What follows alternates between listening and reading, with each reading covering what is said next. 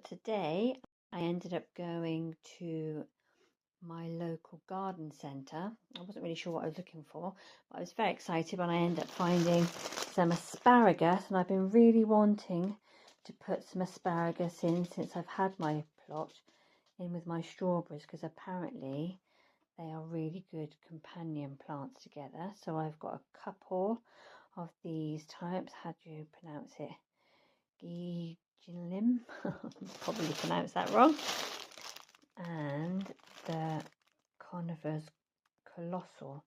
So there's like two, what are they called? Two crowns in each bag. So yeah, I'm very much looking forward to having a try of those this season. And I also got myself some rhubarb. So I have one plant going already. And now, yes, I've got this as well. So I can start off some rhubarb for this growing season. And I have got my first lot of seed potatoes. So these ones are the Maris Bard ones. There was loads there actually to choose from. So I just had a quick look just to kind of see which one grabbed my fancy. Because obviously they all have different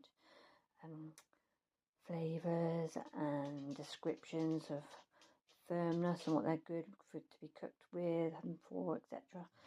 So I've got some first earlies, and I've got my second earlies, and those ones I went for the Skywalker because I thought the name was really cool, and it just said that they were really, really tasty. So yeah, I am super excited to get onto the plot and have a go at those. And I've also got myself a couple of things to actually put in my back garden, because I've got some empty pots, and my mission this year is to not only get my allotment sorted, but to also get my back garden sorted. So last year it was kind of left, and so I really want to repot stuff. So I've also got, what was the other thing I bought? Yeah, some lilies. I love the smell of lilies. So, and I've got myself some compost as well. So let's get back on the allotment.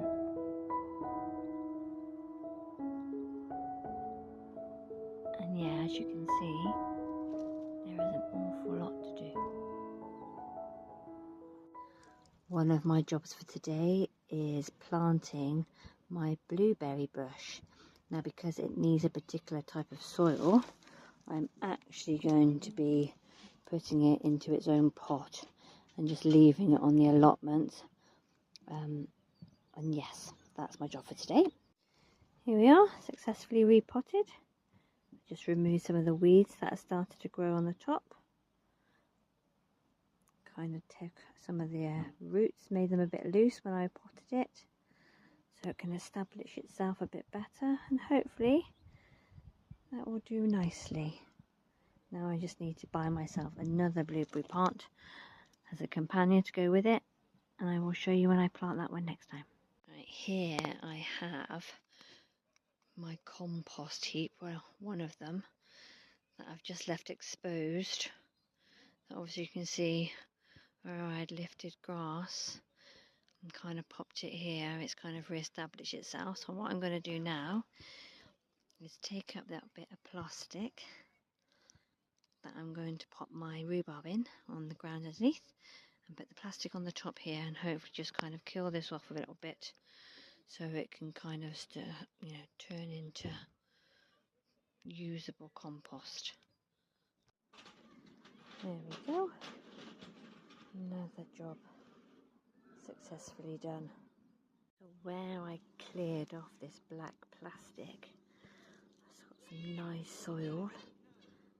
It was quite sad actually, because when I lifted all the black plastic there was loads of centipedes and bugs that scurried around where I've lifted off their little home, so they will hopefully just find a new place to hide under here. But I am going to plant a couple of rhubarbs. So this one I've actually had out since the autumn. That's a bit of a sale bargain. So that one is a Timberley early. Hopefully it will do okay. And then I've just bought a Valentine one, which is serendipitous as today is Valentine's Day.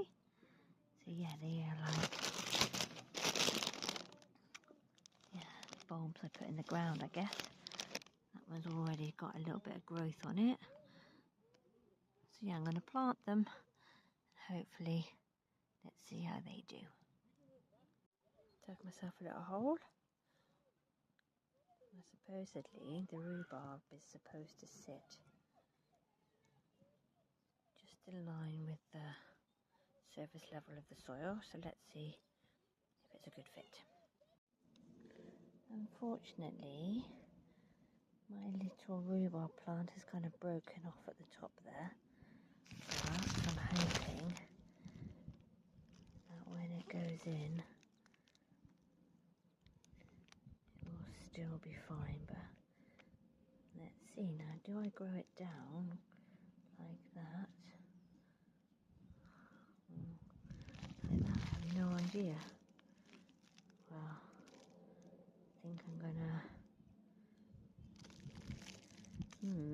I don't know. Pop it in like that. Pop it in like that. I literally don't know. Well, I'm just gonna pop it like it's growing like that, but whether that's right or not, I don't know. Let's see. Here you can see just a little in the background where I planted them. I also want to add some trellis to the back of this shed. Next job is to give my mint a nice trim where it's looking a little bit sad and a bit woody. So I'm going to give it a nice trim pretty much down to the ground, because apparently that will help it. See my lovely daffodil bulbs coming up, which is lovely. A nice bit of colour in a few weeks, no doubt. My plum tree that I planted in the autumn, hopefully that will establish itself nicely. Yeah, lots and lots to do, one little job at a time. So now, Mint, me and you are going to do that. These cute little mushrooms.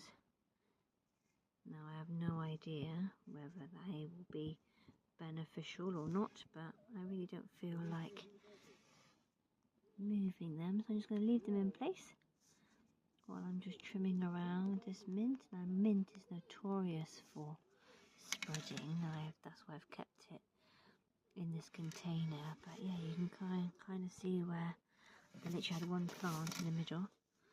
You can see where I've got all these little shoots coming out, which is very cool. But yeah, I'm just going to give it a trim back. I literally don't know what I'm doing, so I'm just going to get rid of the ones that look the most dead, and hopefully it will give it a nice trim so it will grow nicely again in this season. But yeah, I just thought these little mushrooms are so cute. Look at those.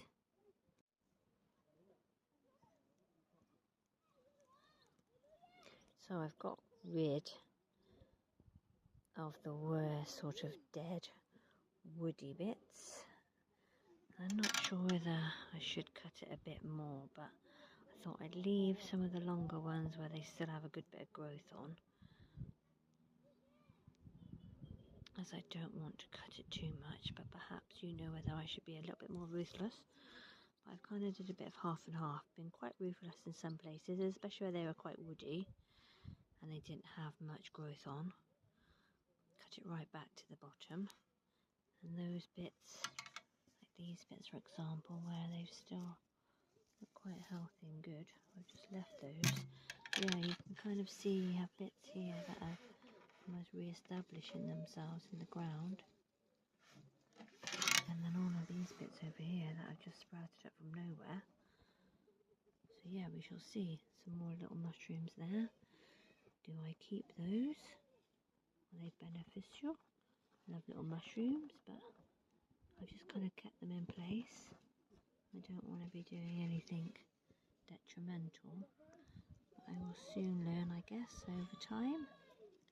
As you've all known, I novice at this, so it's just sort of a learning process. Let's see how it kind of develops over the growing season. So that's just a few of the jobs that I've got done, and until next time.